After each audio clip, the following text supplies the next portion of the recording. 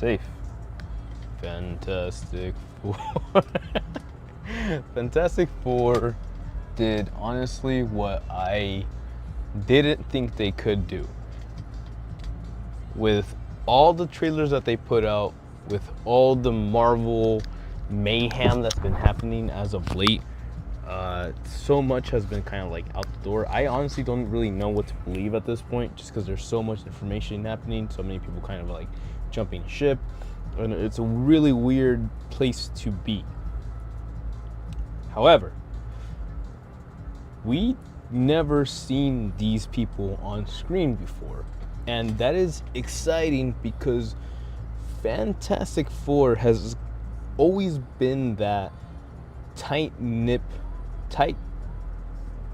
neatly grouped people, like a squad, like the squad. If you think something like the Teenage Mutant Ninja Turtles, or you less of the X-Men, because I feel after a certain point, too many people means too many bases to jump around.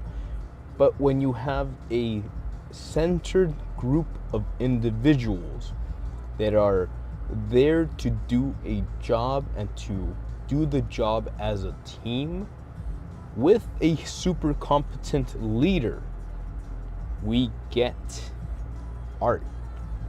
And dude,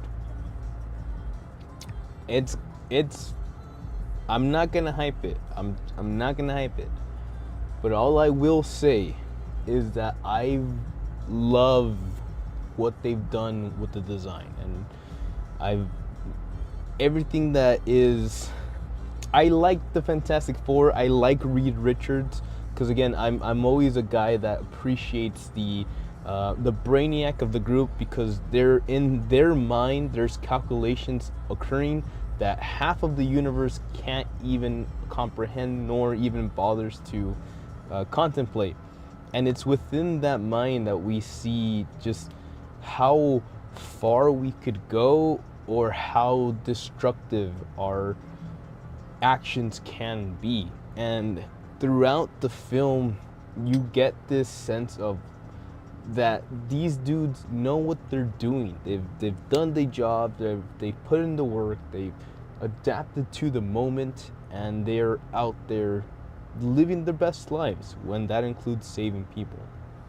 So when the ultimate challenge gets presented to them, not just an alien invasion per se, not just a extraterrestrial first contact, and not just the question of do we go out there and face this threat, but the idea that from the beginning we start this movie in a very gentle point, right? Normally you get that big Avengers intro or like those big superhero moments, but for this opening it's a very like almost sneaks up on you, because it goes from the opening fanfare credits to this direct moment is a short moment with Reed and Sue Storm, and how they're in the privacy of their room, right behind closed doors,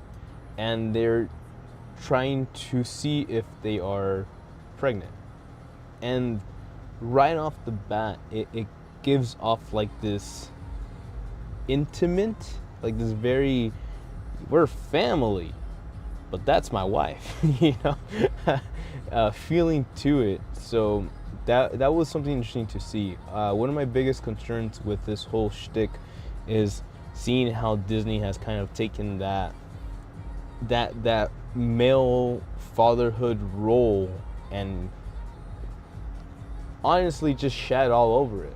And me kind of understanding what the Fantastic Four are supposed to be, you know, an American family that represents the best of us, and just a more nicer, happier lifestyle, right? Together, working as each other, as a unit, trying to solve the problems that one person could not do by themselves. And that is involving the alien invasions. So when this alien, celestial, comes up and reads that within Sue Storm, within Reed Richards' wife, there is a child growing with cosmic level powers, then it does become a personal quest. This dude straight up wants to eat this baby. Straight up. Because apparently the baby holds the cosmic power that this guy is looking for.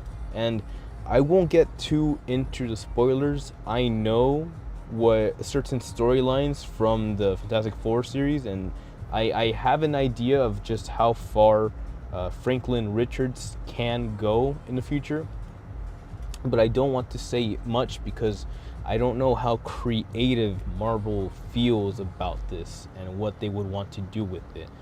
But there's an interesting thought piece there. Again, the idea that this baby, this child, this thing that we've been trying 2 years for, and we are now being graced with this moment. What would you do to protect the moment, the child, the life? And that is at the crutch of it. That is the main conflict. We're trying to think if giving up this child, right, to this celestial being, this massive being of destruction, is enough to save the universe. And these people are clamoring for salvation. What is justified? What is right? What is fair in an unfair moment? And thankfully, we get to see a little bit more. You could easily get into this moment, like things get serious and you start a mob thing, and you could go many ways with that, right? You could frame people as the bad guy. You could do so much, and I believe that anybody out there with a different mindset is gonna take a different interpretation of that moment. But to see a mother plead to a crowd that this is my child, I will not give up my child, is impactful, man. Again, just not getting too crazy with it, but the idea of where we are as a society, the idea of where our goals lie, what people are looking for in relationships, and honestly how long they realistically last in this time frame is scary. It's difficult sometimes, because you live your life and you grow out there and you presume that you want to be the best you can be. You want to provide something. You want to be a positive force to this endeavor we call human life, the human experience. And then you look around and you realize that a lot of people aren't happy, whatever reason that may be. But some people, a couple people are not interested in maintaining and taking care of something that other people might, literally kill for. We have fought wars over women. It's not. It's stupid, but it's history. So to see that and to get expressed a sort of stance that, like, this is important. This child has something to say, and like in the moment, in that excruciating choice, like they chose to keep a human life. They chose to keep that child's life. You know what I mean? And who knows how far the Marvel Cinematic Universe will take that child. but he exists. He is in this universe, and now we let him grow. We wait and we see what happens. And yeah, man, it's just crazy to think about how how anti-family Lilo and Stitch was essentially, right? How it could be, and then to see Marvel come in and be like, nah, dog, they taught us right the first time around, or they showed us a better way the first time around. And while that might require being a I don't even know what to call him, a mega IQ leveled leader in technological development, it also means that there's something to look forward to out there, and it's not all about the paycheck, and it's not all about the numbers. And who knows, maybe together, maybe in a more loving environment, we might be able to see where our hearts and hopes lie for the future.